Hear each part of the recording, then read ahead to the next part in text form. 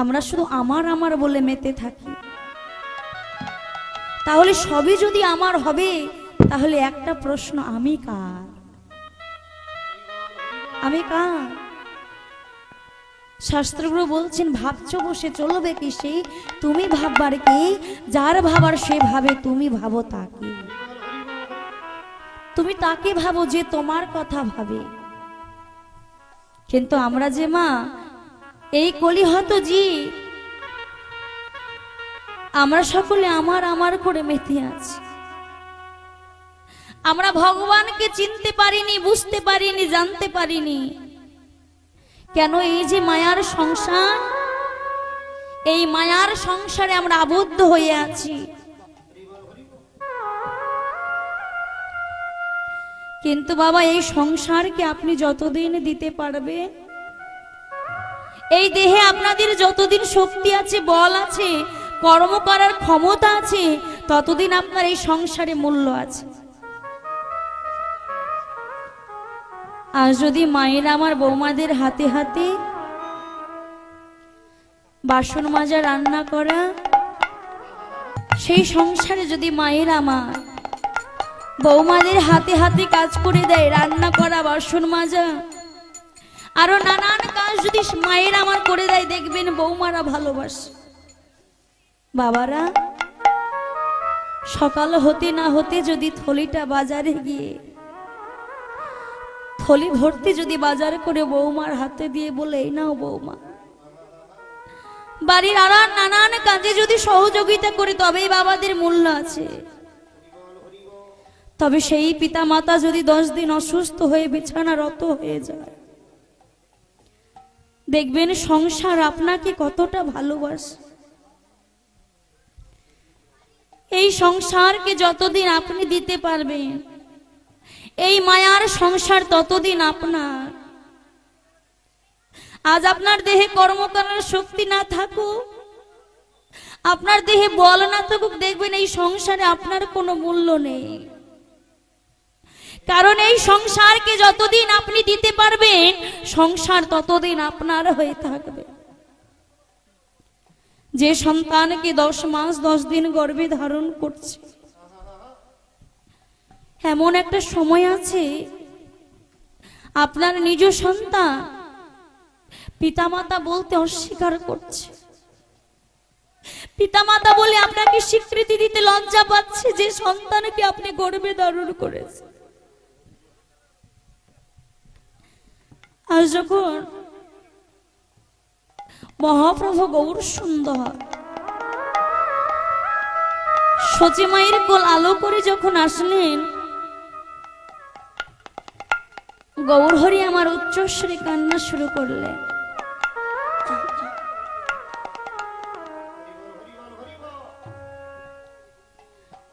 কোন মতে যখন গৌরহরিকে চুপ করাতে পারছেন না, সচিমা গৌরহরিকে তার স্তনদুগ্ধ পান করাতে যাচ্ছেন, কোন মতেই গৌর সুন্দর বাবা চুপ করে নাই, উচ্চস্বরে চিৎকার করে কাঁদছে। এমন সময় এক বৈষ্ণব বাবাজি আজ জগন্নাথ মিশ্রের ঘরে এসে যখন বদনে কৃষ্ণ নাম করছে, বৈষ্ণবের বদনে কৃষ্ণ নাম শ্রবণ করে আজ গৌরহরি চুপ করে গেছে।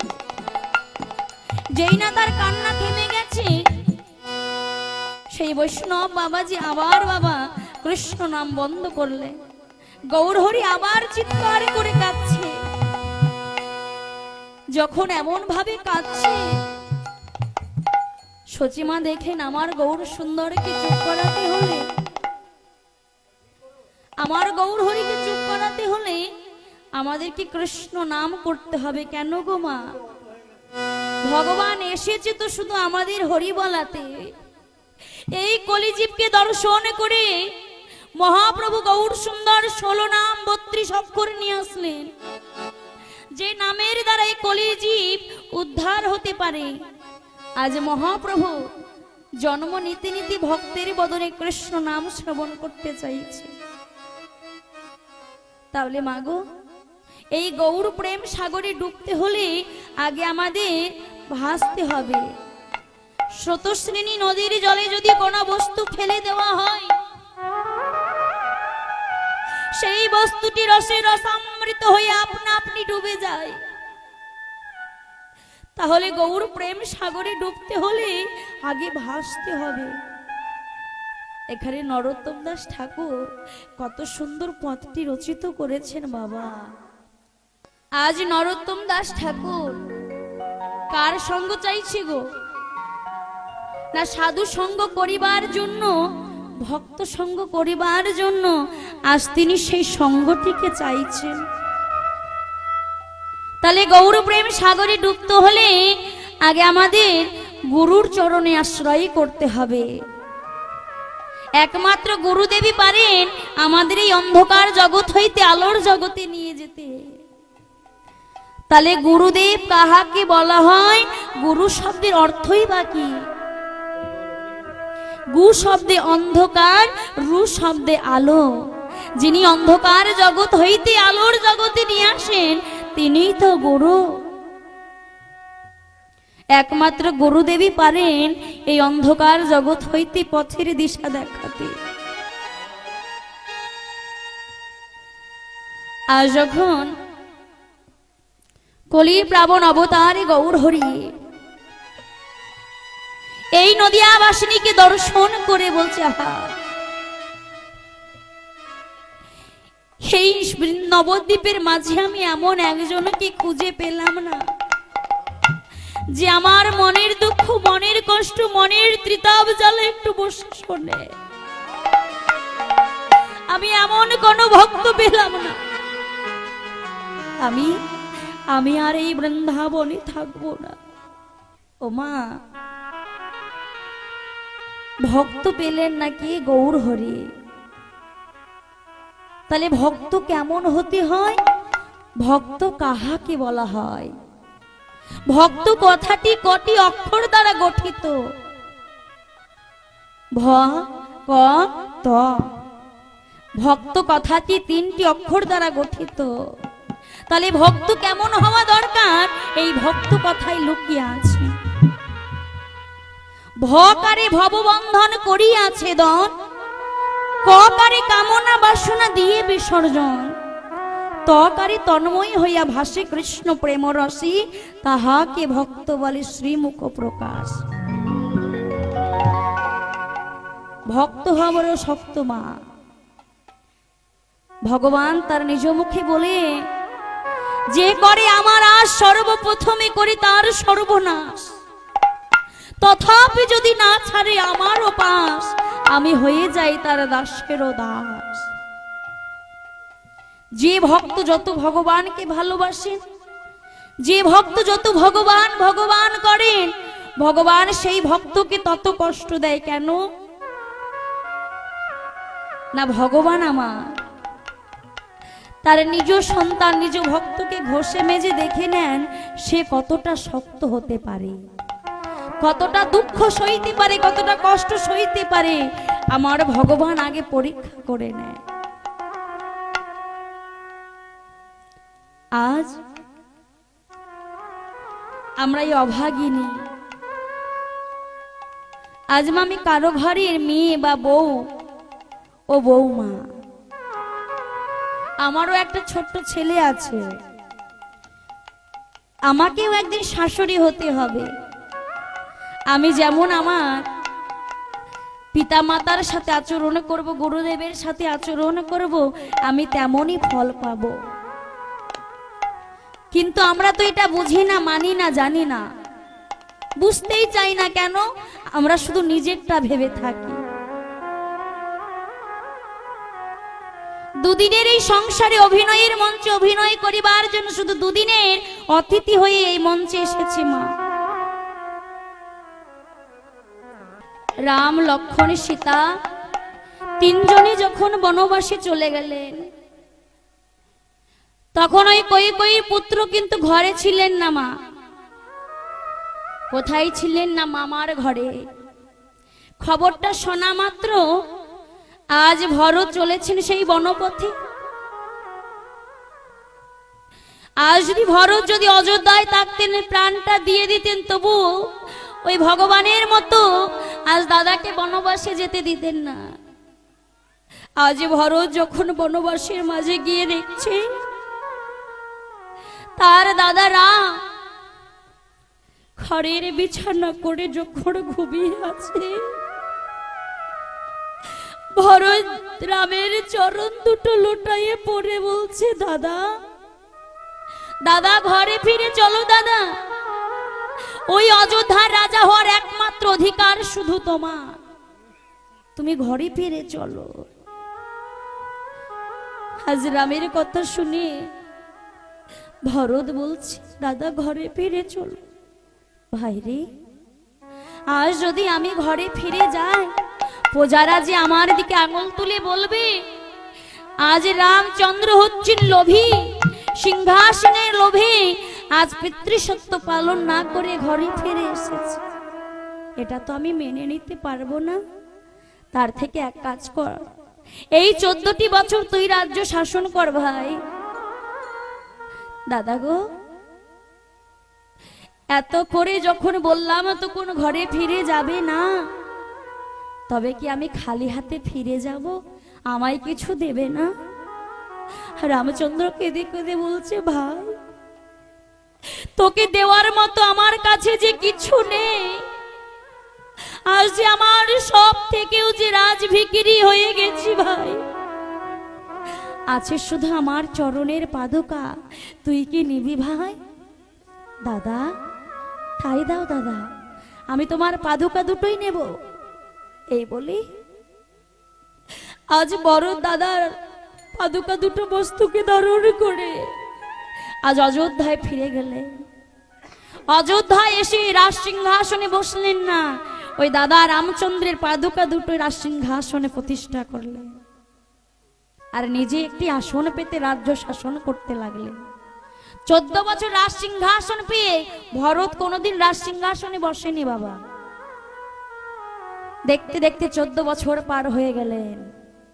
রামচন্দ্র বনবাস থেকে ঘরে ফিরে আসলেন। ঘরে ফেরা মাত্র, রাজ্যে প্রবেশ করা মাত্রই রাজসভায় গিয়ে বলছে, কোথায় আমার আদরের ভরত? আজ রাজসভায় গিয়ে দর্শন করলেন। আহা,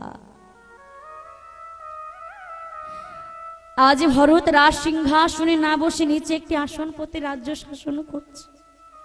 রামচন্দ্র ছুটে গিয়ে ভরতকে জড়িয়ে ধরে বলছে, ভাই তুই যে ত্যাগটা করেছিস, কোনো ভাই কোনো ভাইয়ের জন্য এই ত্যাগ করতে পারে না। এই ত্যাগ কে করতে পারে জানিস? এক আরাধ্য দেবতার জন্য তার পরম ভক্তই ত্যাগ করতে পারে। এখনকার দিনে ভাইয়ে ভাইয়ে এক হাত জায়গার জন্য মা কত মামলা মোকদ্দমা, রাজনীতি, খুন পর্যন্ত হয়ে যায়। আজ ভরত 14 বছর রাজ সিংহাসন পেয়ে ওই রাজ সিংহাসনে ঘুরেও দেখে নাই। আজ রামচন্দ্র ভরতকে জড়িয়ে ধরে বলছে, ভরত তুই যে ত্যাগটা করেছিস সেই ত্যাগ কোনোদিনই কেউ করতে পারে না। তাই আজ আমি তোকে আমার ভাই, আর আগত দাপর যুগে আমি হব ভগবান শ্রীকৃষ্ণ, তোকে আর ভাই রাখবো না, তোকে করব মরমের মরম সখা, তোর নাম হবে সুদামা। নিতাই গৌর হরিবল হরিবল। এই জন্য ত্রেতা যুগের ভরত আজকের সুদামা। কিন্তু ভক্তের ঋণ শোধ করিবার জন্য ভগবান আমার বৃন্দাবনে আসলেন। বৃন্দাবনে এসে আর সখাগণকে সঙ্গে নিয়ে আজ আনন্দে মেতে আছেন। কেমন ভাবে ভগবান শ্রীকৃষ্ণ বৃন্দাবনে এসে আজ খেলা শুরু করলেন। তাহলে ভগবান শ্রীকৃষ্ণের সখা কটা ছিল মা? 12টি সখা আর 12টি উপসখা, আর এক কানাই আর বলরাম, মোট 26টি সখা নিয়ে খেলা করছেন।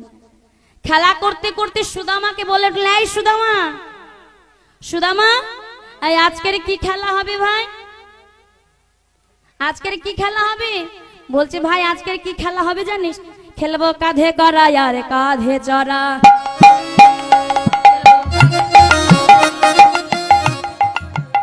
খেলবো কাঁধে করা আর কাঁধে চড়া। এই তোমাদের বিনোদ খেলা, কাঁধে করা আর কাঁধে চড়া।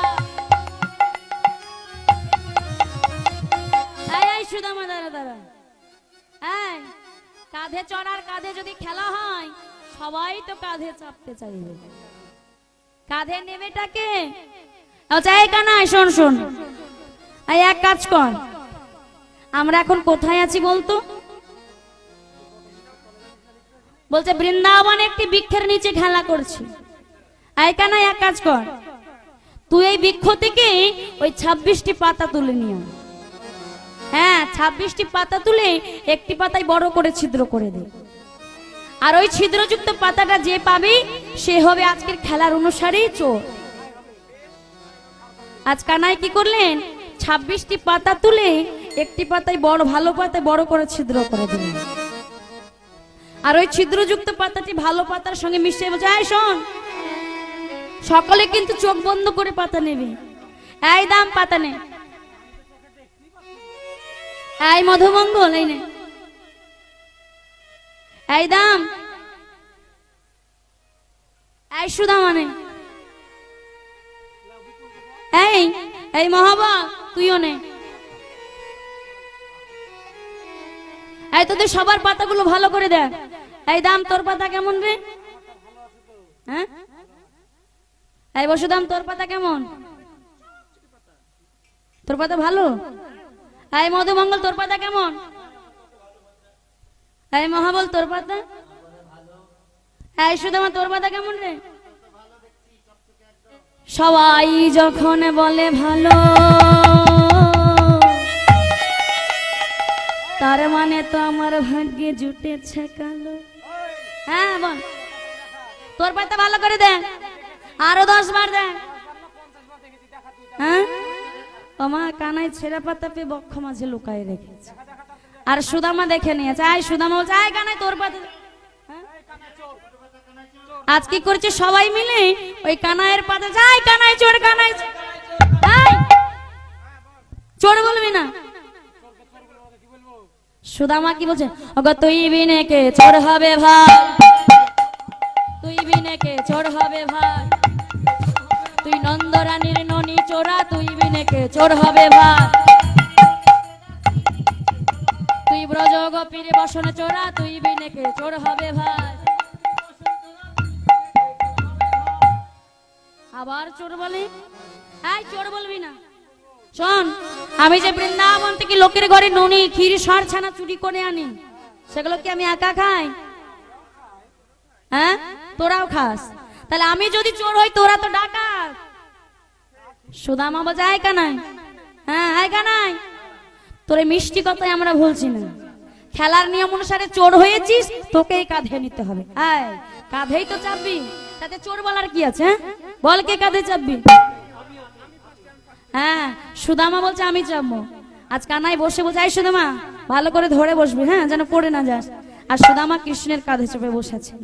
আজ কেমন ভাবে কৃষ্ণ চলেছে গো মা, সুদামার এলো এ কৃষ্ণ ওগো চলিতে লাগিল,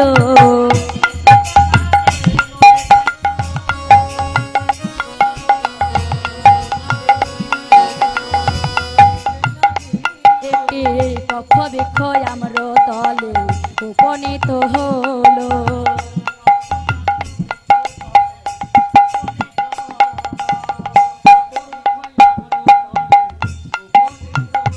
কানাই দাঁড়া রে দাঁড়া রে,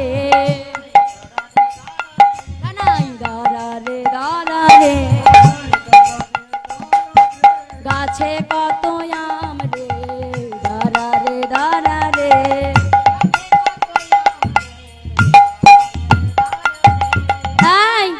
কানাই যাই সুদামা, গাছে আম, তাতে তোর কি আর আমারই বাকি? হ্যাঁ সুদামা চাই কানাই, বৃন্দাবনের ফল এমনিতেই এত মিষ্টি, আর তাতে যদি তোর ওই অধর সুধাব লেগে যায় সেই ফল তো অমৃত সমান হয়ে যাবে। কথা দিচ্ছি ভাই, আমটা পেরে আগে তোর বদনে তুলে দেবো, তারপর আমি সেবা করব। হ্যাঁ সুদামা বলছে আয়, আমটা পেরেই তোর বদনে তুলে দেবো। কানাই বলছে আগে আমায় দিবি তো? বেশ। আর সুদামা কি করেছেন, কানাইয়ের কাঁধে উঠে আজ একটা আম পেরেছে। আমটা পেরেই দেখুন বাবা সুদামা নিজে সেবা করতে লেগেছে। আয় সুদামা, তুই যে বললি আমটা পেরে আগে আমায় দিবি, যেই না বলেছে বলছে কানাই রে, এই বৃন্দাবনের ফল না জানি এই ফলে কি আছে। শুনেছি তোকে নিধন করার জন্য মহারাজ কংস কত ছলনার আশ্রয় করেছে। আজ যদি মহারাজ কংস এই ফলে যদি বিষ মাখাই রাখে আর সেই বিষ ফল পান করে যদি তোর প্রাণ হারায়, তাহলে বল সুদামা। সুদামা বলছে, কানাই তাহলে বল আমরা তোকে কোথায় পাবো? আর এই বিষ ফল পান করে যদি আমরা মারা যাই, আমাদেরকে প্রাণে বাঁচানোর জন্য তুই আছিস। সুদামাকে জড়িয়ে ধরে বলছে, সুদামা তুই আমায় এত ভালোবাসিস? আর সুদামাকে নিয়ে বৃন্দাবনে এমন কত লীলা করেছেন মা, এখানে লীলার মূল বিষয়। আর সুদামাকে বৃন্দাবনে রেখে আজ কৃষ্ণ চলে গেলেন সান্দীপনী মুনির গৃহে শিক্ষা উদ্দেশ্যের জন্য। তাহলে প্রশ্ন, ভগবানেরও কি শিক্ষার প্রয়োজন বাবা? কেননা তিনি নিজে আচরণ করে জীবকে শিক্ষা দিচ্ছেন। সকল সখাকে নিয়ে যখন চলে গেলেন, আর এদিকে সুদামাকে বৃন্দাবনে একা রেখে দিলেন। এমনি সুদামার মা একটা পা খোড়া,